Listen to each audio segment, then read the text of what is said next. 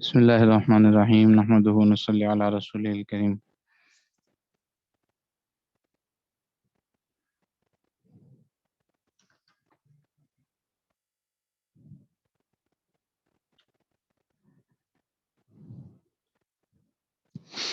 حضرت جابر رضی اللہ تعالیٰ عنہ کہتے ہیں، میں نے رسول اللہ صلی اللہ علیہ وسلم کو فترت وحی یعنی چند ایام کے لیے وحی کا جو انقطاع ہوا تھا اس کی بات کرتے ہوئے سنا۔ آپ صلی اللہ علیہ وسلم نے فرمایا، اس دوران کہ میں چل رہا تھا میں نے آسمان کی طرف سے آواز سنی۔ میں نے جو اپنی نظر اٹھائی تو دیکھا کہ وہی فرشتہ جو میرے پاس غار حرا میں آیا تھا آسمان اور زمین کے درمیان ایک کرسی پر بیٹھا ہے۔ میں روب کی وجہ سے اس سے اتنا خوف زدہ ہوا کہ زمین پر گر گیا اور تیزی سے اپنے گھر والوں کی طرف آیا اور کہا کہ مجھے کپڑا اڑا دو، مجھے کپڑا اڑا دو۔ اس وقت اللہ تعالیٰ نے یہ آیت نازل فرمائی، یا ایھا المدثر قم فانذر وربک فکبر وثیابک فطہر۔ پھر تو وحی کی گرمی تیز ہو گئی اور بار بار آنے لگی۔ چند دن کا وحی کا جو انقطاع ہوا تھا اس کے بعد آپ علیہ الصلوۃ والسلام پر دوبارہ جو وحی نازل ہونی شروع ہوئی، اس میں پھر آپ صلی اللہ علیہ وسلم کو دعوت کا حکم دیا اللہ تعالیٰ نے۔ اس کے بعد بار بار پھر وحی آنے لگی۔ حضرت عبداللہ ابن عباس رضی اللہ تعالیٰ عنہ حضرت میمونہ رضی اللہ عنہا سے روایت کرتے ہیں، ایک دن رسول اللہ صلی اللہ علیہ وسلم صبح کے وقت کچھ مغموم تھے، غم زدہ تھے۔ اس کی وجہ آپ صلی اللہ علیہ وسلم نے یہ بتائی کہ جبرائیل علیہ السلام نے آج رات مجھ سے ملاقات کا وعدہ کیا تھا مگر آئے نہیں۔ خدا کی قسم انہوں نے مجھ سے کبھی وعدہ خلافی تو نہیں کی۔ پھر آپ صلی اللہ علیہ وسلم کے دل میں تخت کے نیچے موجود کتے کے پلے کا خیال آیا کہ کتے کا بچہ جو ہے وہ چارپائی کے نیچے ہے، تخت کے نیچے ہے۔ آپ صلی اللہ علیہ وسلم نے اس کے بارے میں حکم دیا، اس کو فوراً نکال دیا گیا۔ آپ صلی اللہ علیہ وسلم نے اپنے دست مبارک سے اب پانی لے کر اس جگہ پر چھڑکا تاکہ آپ کے ہاتھ لگے پانی کی برکت سے کتے کے معنوی اثرات اس جگہ سے دور ہو جائیں۔ جب شام ہوئی تو حضرت جبرائیل علیہ السلام تشریف لائے۔ آپ صلی اللہ علیہ وسلم نے فرمایا، آپ نے تو گزشتہ شب مجھ سے ملاقات کا وعدہ کیا تھا۔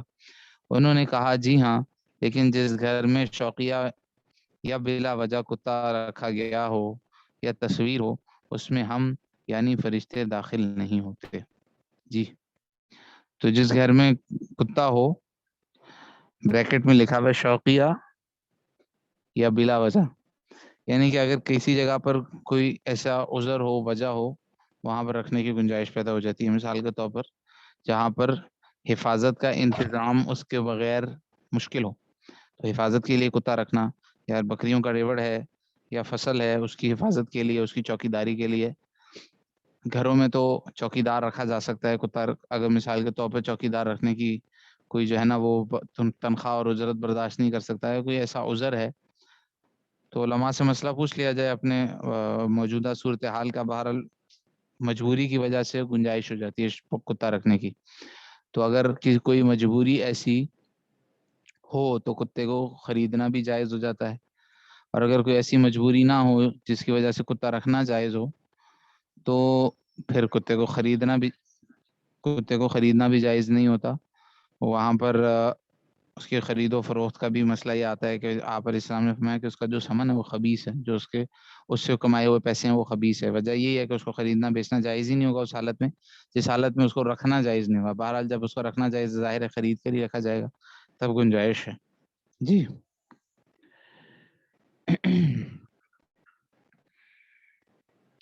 وحی کا نعمت ہونا، وہی ایک بڑی نعمت ہے۔ حضرت انس رضی اللہ تعالیٰ عنہ سے روایت ہے کہ رسول اللہ صلی اللہ علیہ وسلم کی وفات کے بعد حضرت ابو بکر رضی اللہ تعالیٰ عنہ نے حضرت عمر رضی اللہ تعالیٰ عنہ سے کہا، آؤ بھائی، حضور کی وفات کے بعد حضرت ابو بکر رضی اللہ عنہ نے حضرت عمر سے کہا کہ آؤ بھائی، جس طرح کبھی رسول اللہ صلی اللہ علیہ وسلم ام ایمن کی ملاقات کے لیے تشریف لے جایا کرتے تھے، ہم بھی ان کی ملاقات کے لیے چلیں۔ یہ ام ایمن رسول اللہ صلی اللہ علیہ وسلم کو اپنے والد کے ترکے میں بطور باندی ملی تھیں اور نبی صلی اللہ علیہ وسلم کی خدمت آیا کی طرح انجام دیا کرتی تھی۔ نبی صلی اللہ علیہ وسلم نے ان کو آزاد بھی کر دیا تھا اور آپ ماں کی طرح ان کا اکرام کیا کرتے تھے اور ان کی ملاقات کے لیے تشریف لے جایا کرتے تھے۔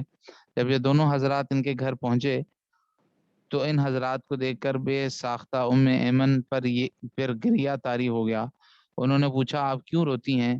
کہ آپ کو معلوم نہیں کہ رسول اللہ صلی اللہ علیہ وسلم کے لیے اللہ تعالیٰ کے ہاں جو سامان ہیں وہ بہت خیر اور تحسین کے ہیں، دنیا سے بہتر اللہ رب العزت نے ان کو جگہ میں منتقل کر دیا۔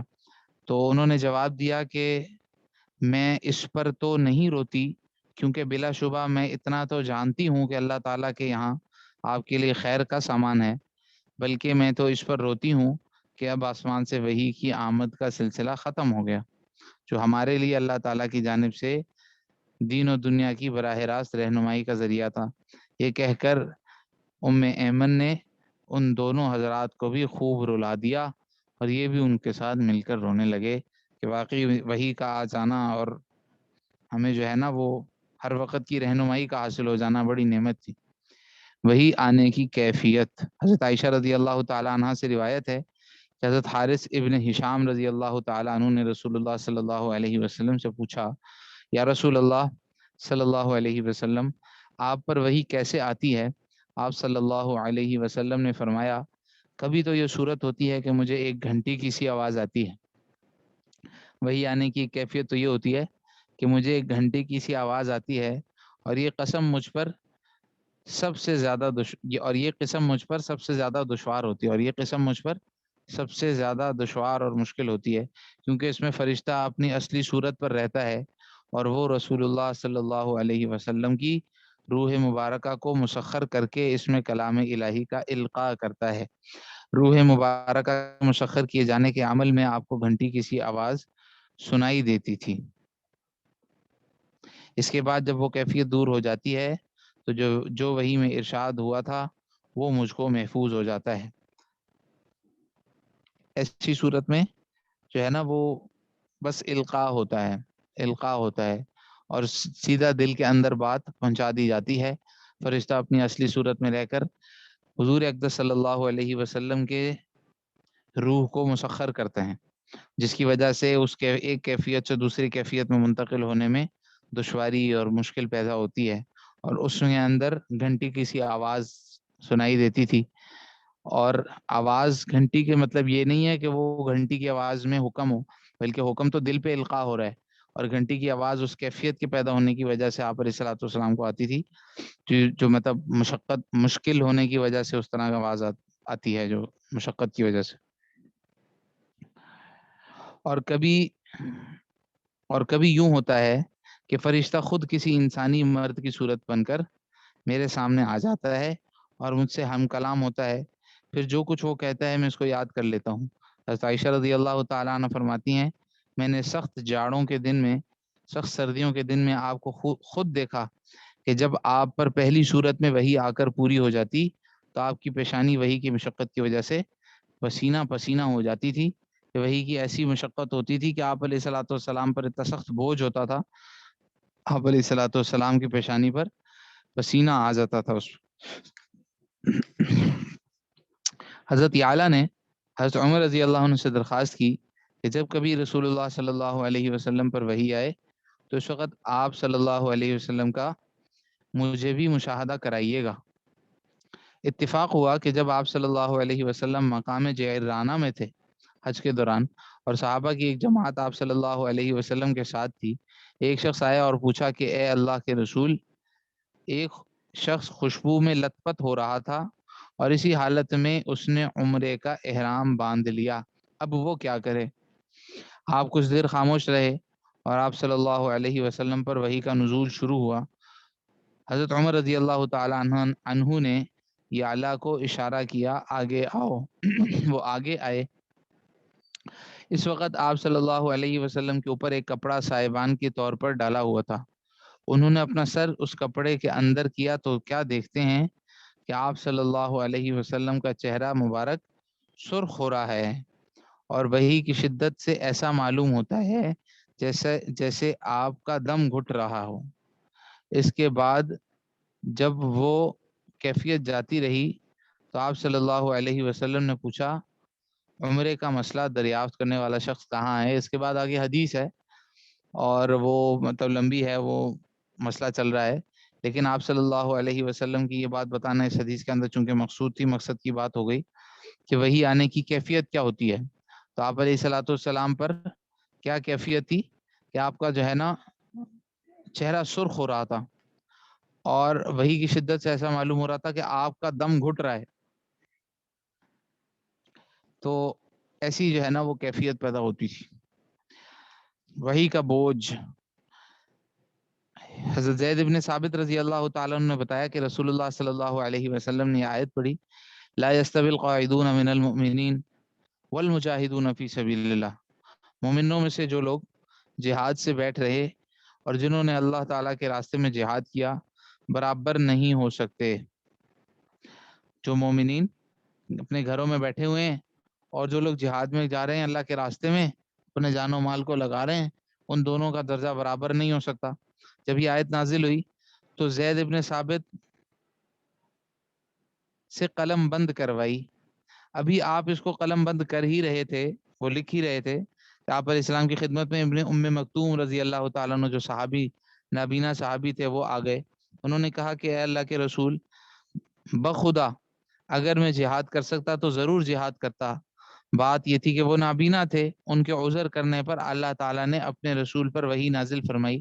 اس وقت آپ علیہ الصلوۃ والسلام کی ران میری ران کے اوپر رکھی ہوئی تھی.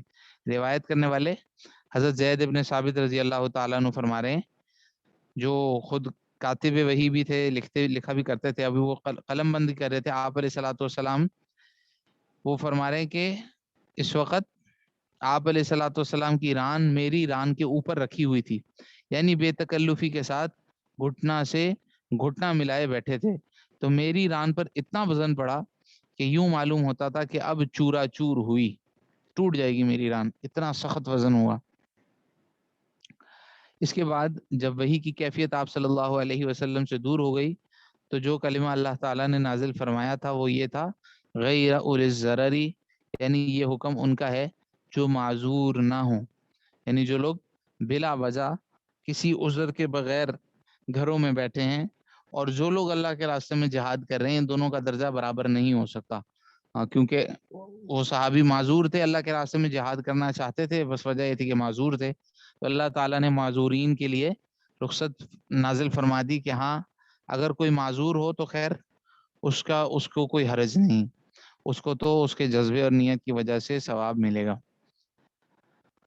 حضرت عائشہ رضی اللہ تعالیٰ عنہ سے روایت کرتی ہیں کہ رسول اللہ صلی اللہ علیہ وسلم پر جب وحی اترتی اور آپ صلی اللہ علیہ وسلم اپنی اونٹنی پر ہوتے تو وحی کے وزن سے وہ بھی اپنی گردن نیچے ڈال دیتی، اور جب تک وحی ختم نہ ہو لیتی اپنی جگہ سے گردن نہ ہلا سکتی تھی. اس کے بعد اس مضمون کی تصدیق میں حضرت عائشہ رضی اللہ تعالیٰ عنہ نے یہ آیت تلاوت فرمائی، انا سنلقی علیک قولا ثقیلا، ہم آپ پر ایک بہت وزنی کلام اتارنے والے ہیں. وزنی کلام، تو آپ علیہ الصلوۃ والسلام کی اس کیفیت کے اوپر بوجھ اور وزن اتنا زیادہ ہو جاتا تھا کہ فرماتے تھے. ایک مرتبہ علی رضی اللہ تعالیٰ عنہ کی ران پر آپ علیہ السلام نے سر رکھا ہوا تھا، انہوں نے بھی یہ فرمایا کہ مجھے ایسے لگ رہا تھا کہ بوجھ سے میری ٹانگ ٹوٹ جائے گی، ایسا وزن ہوتا تھا اس کا. رسول اللہ صلی اللہ علیہ وسلم کی معراج جسمانی اور روحانی، معراج جسمانی اور روحانی، آپ علیہ الصلوۃ والسلام کو جو معراج ہوئی وہ آپ علیہ الصلوۃ والسلام کو روح مال جسد ہوئی. ہم لوگ یہ کہتے ہیں کہ یہ نہیں تھا کہ وہ خواب کی کیفیت تھی اور ایسا ہوا کہ آپ علیہ الصلوۃ والسلام جو ہے نا وہ اللہ رب العزت نے بس روح کو ادھر کی سیر کرائی اور جسم بستر پر ہی تھا.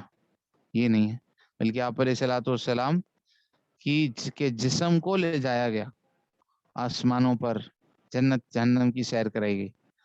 اس کی لمبی جو ہے نا وہ بخاری و مسلم کی لمبی روایت ہے، اس کا ترجمہ دیکھ لیں. حضرت مالک ابن صعصع رضی اللہ تعالیٰ عنہ سے روایت ہے کہ رسول اللہ صلی اللہ علیہ وسلم نے صحابہ سے اس شب کا واقعہ جس میں آپ کو بیت المقدس اور آسمانوں کی سیر کرائی گئی تھی بیان فرمایا کہ میں حتیم میں لیٹا ہوا تھا، اور حجر بھی حتیم کو کہتے ہیں،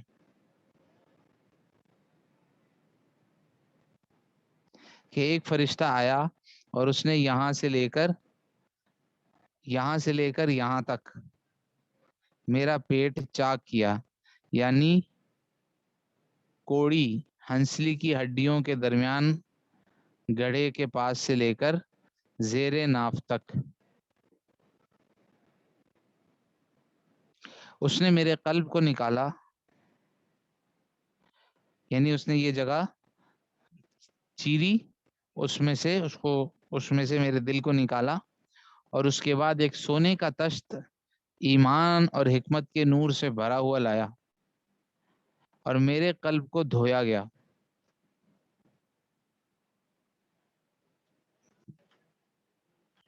پیچھے چلے گئے، ایک منٹ۔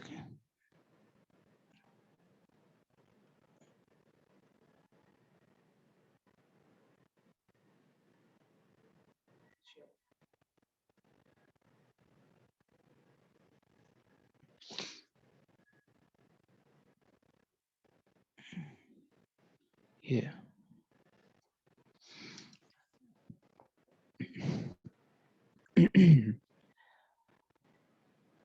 اس نے میرے قلب کو نکالا اور اس کے بعد ایک سونے کا تشت ایمان اور حکمت کے نور سے بھرا ہوا لایا گیا اور میرے قلب کو دھویا گیا۔ آپ کو مل گیا؟ جی، میرے قلب کو اس سے دھویا گیا، پھر اس کو محبت خداوندی سے بھرا گیا۔ اللہ اکبر۔ پھر اس کو محبت خداوندی سے بھرا گیا اور پھر اس کو اس کی جگہ میں لوٹا دیا گیا۔ ایک روایت میں ہے کہ پھر میرے قلب سمیت سینے کو آب زمزم سے دھویا اور اس کے بعد اس میں ایمان اور حکمت کو بھر دیا۔ پھر میرے سامنے ایک جانور کو پیش کیا گیا جو خچر سے ذرا چھوٹا اور گدھے سے ذرا بڑا سفید رنگ کا تھا۔ اس کو براق کہا جاتا ہے۔ اس کی رفتار کی حالت یہ تھی کہ وہ اپنا قدم اس جگہ ڈالتا تھا جہاں اس کی نظر پہنچتی تھی۔ مجھے اس پر سوار کیا گیا اور جبرائیل علیہ السلام مجھے لے کر اوپر چلے، یہاں تک کہ جب اس دنیا کے آسمان تک پہنچے، یہ آسمان اس نیل گونی سے بہت اوپر ہے جو ہمیں نظر آتی ہے، بلکہ وہ ہماری اس تاروں بھری کائنات کو گھیرے ہوئے ہے۔ جو آسمان ہے، جیسے پہلے بھی عرض کیا، جو ہمیں نظر آتا ہے وہ آسمان، اس کو ہم عرفن کہتے ہیں، وہ تو جہاں پر ہماری منتہائی نظر ہوتی ہے اس پہ ہمیں جو ہے نا وہ نیلا سا، وہ ایسے لگتا ہے جیسے ہم سامنے بھی دیکھتے ہیں تو ہمیں سامنے بھی جہاں پر ختم ہو جاتا ہے وہاں پر آسمان نظر آتا ہے۔ در حقیقت وہ آسمان تو نہیں ہوتا، آسمان تو اوپر ہے، اور آسمان اتنا دور ہے کہ ہماری آنکھ اس تک نہیں پہنچ سکتی۔ ہمیں تو ستارے اتنے چھوٹے چھوٹے سے نظر آتے ہیں، آسمان تو ان سب چیزوں سے اوپر ہے، یہ فرما رہے ہیں۔ تو جب یہ جو حقیقی آسمان ہے دروازوں والا ہے، وہ اس پہ دروازے ہیں، اس میں جو ہے نا چیکنگ کا سسٹم ہے، فرشتے کھڑے ہوئے، اس دروازے کھلتے ہیں، کوئی اوپر اس کے بغیر جا نہیں سکتا۔ تو فرمایا کہ آسمان تک پہنچے تو انہوں نے دروازہ کھلوایا، پوچھا گیا کون ہے؟ جواب دیا جبرائیل ہوں۔ پوچھا گیا آپ کے ہمراہ کون ہیں؟ انہوں نے کہا کہ محمد صلی اللہ علیہ وسلم ہے۔ پوچھا گیا ان کو بلایا گیا ہے؟ جواب دیا ہاں۔ اس پر دربان فرشتے نے کہا خوش آمدید، کیا ہی مبارک تشریف آوری ہے۔ یہ کہہ کر دروازہ کھول دیا۔ جب میں دروازے سے اندر گیا، کیا دیکھتا ہوں وہاں حضرت آدم علیہ السلام اپنے جسم مثالی کے ساتھ بیٹھے ہیں۔ یہ جسم مثالی کہا، اور مطلب یہ ہے کہ حضرت آدم علیہ السلام کو تو جہاں پر مدفون ہوں گے جسم تو وہیں پر تھا، اللہ رب العزت نے ان کو ایک مثالی جسم دنیا جس کے اندر جو جسم ان کا تھا اس کے مثل ایک جسم عطا فرمایا جو کہ وہاں پر موجود ہے۔ ان کی دائیں جانب بھی کچھ شخص ہیں اور ان کی بائیں جانب بھی کچھ اشخاص ہیں۔ جب وہ دائیں جانب کے اشخاص کو دیکھتے تو خوش ہوتے، اور جب بائیں جانب کے اشخاص کو دیکھتے تو رنجیدہ ہوتے اور روتے۔ جبرائیل علیہ السلام نے کہا یہ آپ کے والد ہیں، ان کو سلام کیجئے۔ میں نے ان کو سلام کیا، انہوں نے سلام کا جواب دیا۔ سلام کا جواب دے کر فرمایا فرزند صالح اور نبی صالح، آؤ خوش آمدید۔ جبرائیل علیہ السلام نے مجھے بتایا کہ ان کے دائیں بائیں جو اشخاص ہیں وہ ان کی اولاد کی ارواح ہیں۔ ان میں سے دانے ہاتھ والے جنتی ہیں اور بائیں ہاتھ والے جہنمی ہیں۔ جب وہ دانے ہاتھ والوں کو دیکھتے ہیں وہ تو خوش ہوتے ہیں، اور جب بائیں ہاتھ والوں کو دیکھتے ہیں تو رنجیدہ ہوتے ہیں اور روتے ہیں۔ پھر جبرائیل علیہ السلام مجھ کو لے کر اوپر چلے، یہاں تک کہ جب دوسرے آسمان پر پہنچے تو انہوں نے دروازہ کھلوایا، پوچھا گیا کون ہے؟ کہا جبرائیل ہوں۔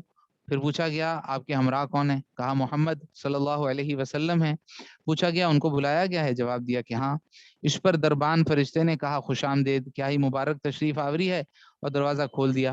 میں جب آگے بڑھا تو کیا دیکھتا ہوں کہ حضرت یحییٰ اور حضرت عیسیٰ علیہ السلام ہیں، دونوں خالہ زاد بھائی تھے۔ جبرائیل علیہ السلام نے کہا یہ تو حضرت یحییٰ ہیں اور یہ حضرت عیسیٰ ہیں، ان کو سلام کیجئے۔ میں نے ان کو سلام کیا، انہوں نے سلام کا جواب دے کر کہا آئیے برادر صالح اور نبی صالح، آئیے خوش آمدید۔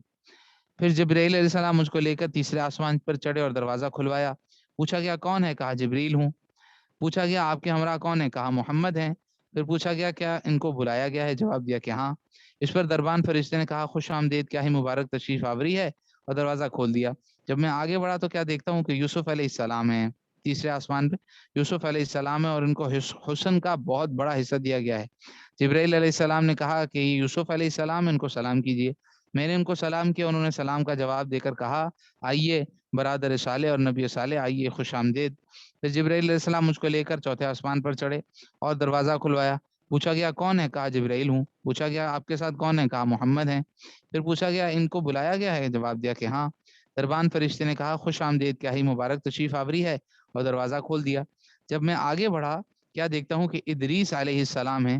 جبرائیل علیہ السلام نے کہا کہ یہ ادریس ہیں، ان کو سلام کیجیے۔ میں نے ان کو سلام کیا، انہوں نے سلام کا جواب دے کر کہا آئیے برادر صالح اور نبی صالح، آئیے خوش آمدید۔ پھر جبرائیل علیہ السلام مجھ کو لے کر پانچویں آسمان پر چڑھے اور دروازہ کھلوایا۔ پوچھا گیا کون ہے؟ کہا جبرائیل ہوں۔ پوچھا گیا آپ کے ساتھ کون ہے؟ کہا محمد ہے۔ پھر پوچھا گیا ان کو بلایا گیا؟ جواب دیا کہ ہاں۔ دربان فرشتے نے کہا خوش آمدید، کیا ہی مبارک آمد ہے، دروازہ کھول دیا۔ جب میں آگے بڑھا تو کیا دیکھتا ہوں کہ ہارون علیہ السلام۔ جبرائیل علیہ السلام نے کہا یہ ہارون ہے، ان کو سلام کیجیے۔ میں نے سلام کیا، انہوں نے سلام کا جواب دے کر کہا آئیے برادر صالح اور نبی صالح، آئیے خوش آمدید۔ پھر جبرائیل علیہ السلام مجھ کو لے کر چھٹے آسمان پر پہنچے اور دروازہ کھلوایا۔ پوچھا گیا کون؟ کہا جبرائیل ہوں۔ پوچھا گیا آپ کے ساتھ کون ہے؟ کہا محمد ہیں۔ پھر پوچھا گیا کیا ان کو بلایا گیا؟ جواب دیا کہ ہاں۔ اس پر انہوں نے کہا کہ خوش آمدید، کیا ہی مبارک آمد ہے، اور دروازہ کھول دیا گیا۔ جب میں آگے بڑھا تو کیا دیکھتا ہوں کہ حضرت موسیٰ علیہ السلام ہے۔ حضرت جبرائیل علیہ السلام نے کہا یہ موسیٰ ہیں، ان کو سلام کیجیے۔ میں نے ان کو سلام کیا، انہوں نے سلام کا جواب دے کر کہا آئیے برادر صالح اور نبی صالح، آئیے خوش آمدید۔ جب میں آگے بڑھنے لگا تو موسیٰ علیہ السلام پر گریہ طاری ہو گیا۔ ان سے پوچھا گیا آپ کیوں روتے ہیں؟ فرمایا اس وجہ سے کہ ایک نوجوان جو میرے بعد مبعوث ہوئے، ان کی امت کے لوگ میری امت سے بھی زیادہ جنت میں جائیں گے۔ پھر جبرائیل علیہ السلام مجھ کو لے کر ساتویں آسمان پر چڑھے اور دروازہ کھلوایا۔ پوچھا گیا کون؟ کہا جبرائیل ہوں۔ پوچھا گیا آپ کے ساتھ کون ہے؟ کہا محمد ہیں۔ پھر پوچھا گیا کہ ان کو بلایا گیا ہے؟ جواب دیا کہ ہاں۔ اس پر کہا گیا خوش آمدید، کیا ہی مبارک تشریف آوری ہے۔ جب میں آگے بڑھا تو کیا دیکھتا ہوں کہ حضرت ابراہیم علیہ السلام بیت معمور کے ساتھ اپنی کمر لگائے بیٹھے ہیں۔ بیت المعمور جس طرح بیت اللہ ہے، اسی کے اوپر بیت المعمور ہے، ساتویں آسمان کے اوپر، جہاں فرشتے طواف کرتے ہیں اس کے گرد۔ جبرائیل علیہ السلام نے کہا یہ آپ کے والد ابراہیم علیہ السلام ہیں، ان کو سلام کیجیے۔ میں نے ان کو سلام کیا، انہوں نے سلام کا جواب دے کر کہا آؤ فرزند صالح اور نبی صالح، آؤ خوش آمدید۔ اس کے بعد مجھ کو سدرۃ المنتہا یعنی بیری کا درخت نظر آیا، جس کی جڑیں اور تنے کا نچلا حصہ چھٹے آسمان پر ہے، جبکہ اس کا فوقانی حصہ اور شاخیں وغیرہ ساتویں آسمان پر ہیں۔ کیا دیکھتا ہوں کہ اس کے پھل مقام حجر کے بڑے مٹکوں کے برابر تھے، اور اس کے پتے ہاتھی کے کانوں کی مانند تھے۔ جبرائیل علیہ السلام نے کہا کہ یہ سدرۃ المنتہا ہے، جو نیچے والے فرشتوں کے چڑھنے کی آخری حد ہے، اس سے آگے کوئی نہیں بڑھ سکتا۔ اس کے آگے جانے کی صرف رسول اللہ صلی اللہ علیہ وسلم ہی کو اجازت ملی۔ اوپر سے جو وحی اور احکام نازل ہوتے ہیں وہ یہاں نیچے والے لے لیتے ہیں، اور نیچے سے جو ارواح اور اعمال اوپر چڑھتے ہیں وہ یہیں تک پہنچتے ہیں۔ اس درخت پر اللہ تعالیٰ کی تجلیات کی روشنیاں تھیں، اور چمکدار ٹڈیوں اور پتنگوں کی صورت میں فرشتے ان انوارات کے شوق میں اس درخت کو گھیرے ہوئے تھے۔ وہاں 4 نہریں تھیں جو سدرۃ المنتہا کی جڑ سے نکل رہی تھیں، 2 اندر کی جانب اور 2 باہر کی جانب۔ میں نے پوچھا اے جبرائیل یہ نہریں کیسی ہیں؟ انہوں نے کہا جو اندر کی جانب ہیں یہ جنت کی نہریں کوثر اور نہر رحمت، اور جو باہر کی جانب ہے یہ نیل و فرات ہیں جو دنیا میں جا رہے ہیں۔ ان ناموں کی وجہ یہ ہے کہ آگے جا کر غیر محسوس طور پر ان کا تعلق دنیا کے دریائے نیل اور دریائے فرات سے ہے، ان کا تعلق ہے۔ پھر میرے سامنے بیت المعمور لایا گیا جو خانہ کعبہ کے عین اوپر پر ایک مسجد ہے جس میں ہر روز 70,000 فرشتے داخل ہوتے ہیں، پھر دوبارہ ان کی باری نہیں آتی۔ اس کے بعد میرے سامنے ایک برتن شراب کا، ایک دودھ کا اور ایک شہد کا پیش کیا گیا۔ میں نے دودھ لیا۔ جبرائیل علیہ السلام نے کہا یہی فطرت ہے جس پر آپ اور آپ کی امت رہے گی اور مجموعی حیثیت کے اعتبار سے بہکے گی نہیں۔ یہ حدیث پوری کر لوں۔ پھر مجھے اور اوپر لے جایا گیا، یہاں تک کہ میں ایک بلند مقام پر چڑھا جہاں میں نے لکھائی کے دوران قلموں کے گھسیٹنے کی جو آواز ہوتی ہے وہ سنی۔ جب لکھا جاتا ہے قلم کے لکھنے کی جو آواز ہوتی ہے وہ سنائی دی، وہ سنی جو فرشتوں کے لوح محفوظ سے احکام خداوندی کو لکھتے ہوئے پیدا ہو رہی تھی۔ اس کے بعد مجھ پر ہر دن میں 50 نمازیں فرض کی گئیں۔ ہر دن میں 50 نمازیں فرض کی گئیں۔ جب میں واپس لوٹا تو موسیٰ علیہ السلام پر میرا گزر ہوا۔ انہوں نے پوچھا آپ کو کیا حکم دیا گیا؟ میں نے کہا روزانہ 50 نمازوں کا۔ انہوں نے کہا آپ کی امت روزانہ 50 نمازیں نہیں پڑھ سکتی۔ بخدا میں نے آپ سے پہلے لوگوں کا تجربہ کر لیا ہے اور بنی اسرائیل کے ساتھ بڑی کوشش کی ہے، لہٰذا آپ اپنے پروردگار کی طرف واپس جائیں اور اپنی امت کے لیے تخفیف کی درخواست کیجیے۔ چنانچہ میں لوٹ گیا، اللہ تعالیٰ نے 5 نمازیں کم کر دیں۔ جب موسیٰ علیہ السلام کے پاس لوٹا تو انہوں نے پھر وہی بات کہی، میں پھر لوٹ گیا تو اللہ تعالیٰ نے 5 نمازیں اور کم کر کے کل 10 نمازیں کر دیں۔ یعنی ایسے بار بار ہوتا رہا یہاں تک کہ 10 نمازیں اللہ تعالیٰ نے 5 اور نمازیں کم کر کے کل 10 نمازیں کر دیں۔ بار بار ایسا ہوا۔ جب موسیٰ علیہ السلام کے پاس لوٹ کر آیا تو انہوں نے پھر وہی بات کہی، میں پھر لوٹ کر گیا تو اللہ تعالیٰ نے 10 نمازیں اور کم کر دیں۔ یہ کمی بھی 2 مرتبہ میں ہوئی اور آگے بھی ایسا ہوا۔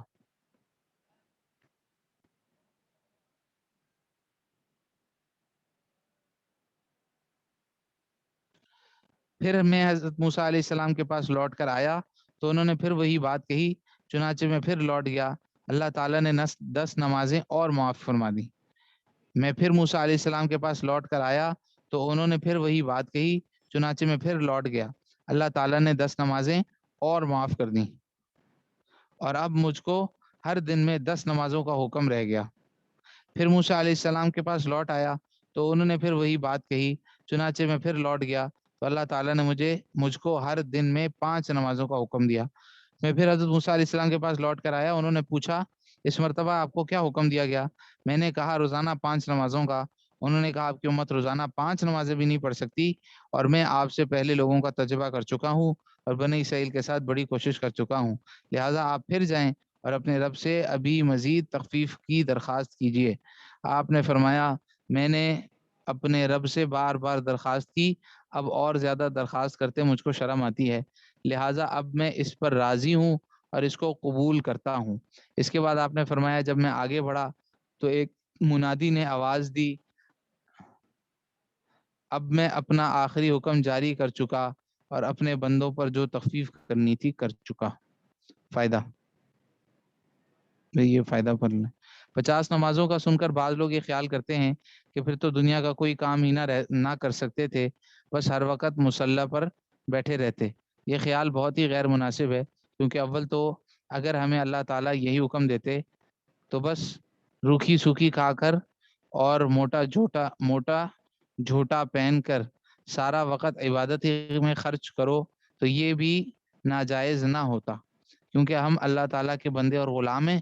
دوسرے یہ بھی تو ضروری نہیں کہ اس وقت موجودہ 5 نمازوں کی طرح کی ترتیب اور طریقہ ہوتا۔ ہو سکتا ہے کہ بہت مختصر سی نماز مثلاً صرف 1 یا 2 رکعتوں پر مشتمل نماز کا حکم دیا جاتا جو آدمی جلدی سے ادا کر لیتا۔ نمبر 2، 50 کا کہہ کر پھر تخفیف کرنے میں بہت سی حکمتیں ہیں، مثلاً اللہ تعالیٰ کا امت پر احسان ظاہر ہونا، امت پر اللہ تعالیٰ کا احسان ظاہر ہونا اور رسولوں کی امت کے حال پر شفقت کا ہونا۔